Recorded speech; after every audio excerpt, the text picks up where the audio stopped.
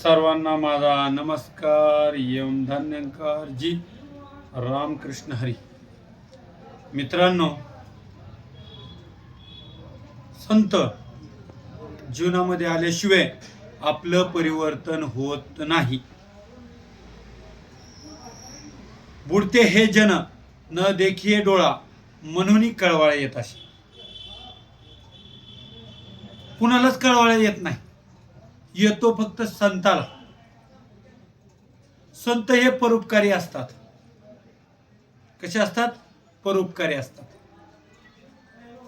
परोपकार करणारे फक्त संतच आहेत, कोणीच या जगामध्ये नाही. सगळे मायेच्या पोटी प्रेम करतात आपल्याकडे. आपल्याकडे पैसा अडका असेल तर आपल्या जवळ येतात, पैसा अडका आपल्याकडे नसेल तर आपल्याला कुत्रेही विचारत नाही. पण संत हे परोपकारी असतात. संतच ह्या मानवाचं जीवन घडवतात. नवे नवे दाचं जीवन संतामुळेच घडलेलं आहे. संतांच्या सहवासात राहिल्यावरच माणसाच्या जीवनामध्ये सुद्धा परिवर्तन होतं. चांगलं केलं, चांगलं ऐकलं तर चांगलंच होतंय, वाईट ऐकलं तर वाईटच होणार आहे. जगताच्या कल्याणा संताची उभूती, देह कष्टभीती परोपकार. संताचे प्रमाण आहेत आहो. जगाचे हे कल्याण करण्यासाठी स्वतःचा देह कष्टवितात. संत हे परोपकारी असतात. आणि मग संतच आपल्याला माणसाचा देव माणूस बनवतात. जसं की वाल्या कोळ्याचं उदाहरण आहे आपल्या डोळ्यासमोर. त्यांनी एवढी पाप केली, शेवटी नारद मुनी त्यांच्या जीवनात आले. नारद मुनीनं त्यांना मंत्र दिला रामनामाचा. त्यावेळेस त्यांचे डोळे उघडले. म्हणजे मी एवढं वैभव घरात आणून दिलं. आज आपणही बघतो, आपल्या लेकरा बाळासाठी आपण काय ना काय करत राहतो, पण कमाई ही सच्ची कमाई असावी, कष्टाची कमाई असावी. तीच कमाई टिकते, दुसरी कमाई टिकत नाही. त्यासाठी नीतीनं पैसा कमावा, कष्टाने पैसा कमावा. त्यात भगवंताचा आशीर्वाद नक्कीच आहे. पण जर तुम्ही तो पैसा अवमार्गाने कमवला असेल तर तो तुमच्यापाशी राहणार पण नाही. शेवटी तुम्हाला त्याची फेड पण आहे. त्याकरता ज्यावेळेस आपण संतांच्या सानिध्यात येतो त्यावेळेस ह्या गोष्टी चांगल्या आणि वाईट कळतात. मग संत हे चांगले सांगतात ना, वाईट सांगत नाहीत. आज मी तरुण वर्गाला वरडून सांगतोय की तुम्ही एकच करा, व्यसन पहिलं सोडा. संतांच्या सानिध्यात या.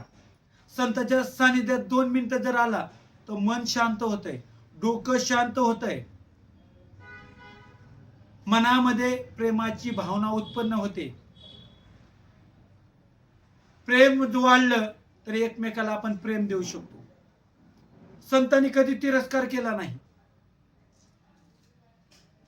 तसं संत आपल्यालाही शिकवतात, आपणही कुणाचा तिरस्कार करायचा नाही.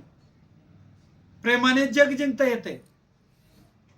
प्रेमाच्या आदर किंवा प्रेमाच्या उलट जर गेला तर क्रोध निर्माण होतो.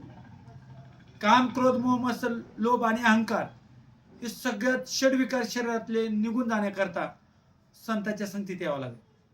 संतांच्या संगती मनोमार्गे गती, 11वा श्रीपती येणे पण ते.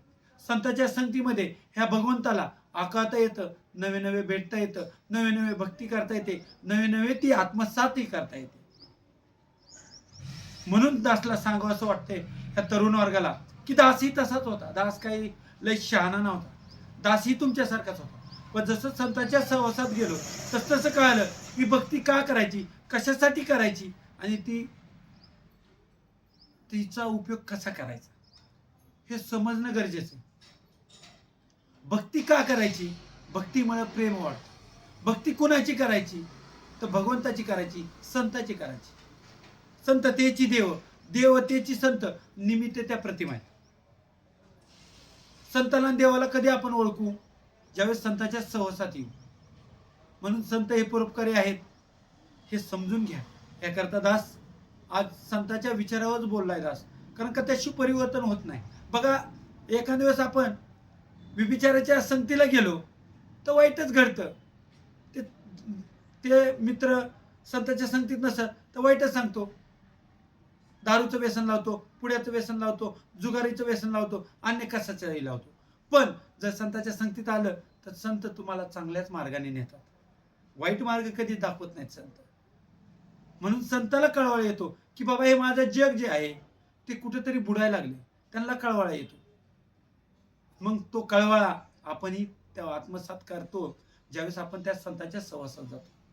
संतांच्या सहवासात गेल्याच्या नंतर रामायण महाभारताचे विचार ऐकतो, गाथाचे विचार ऐकतो, ज्ञानेश्वरीची ज्ञानेश्वरी ऐकतो आणि मग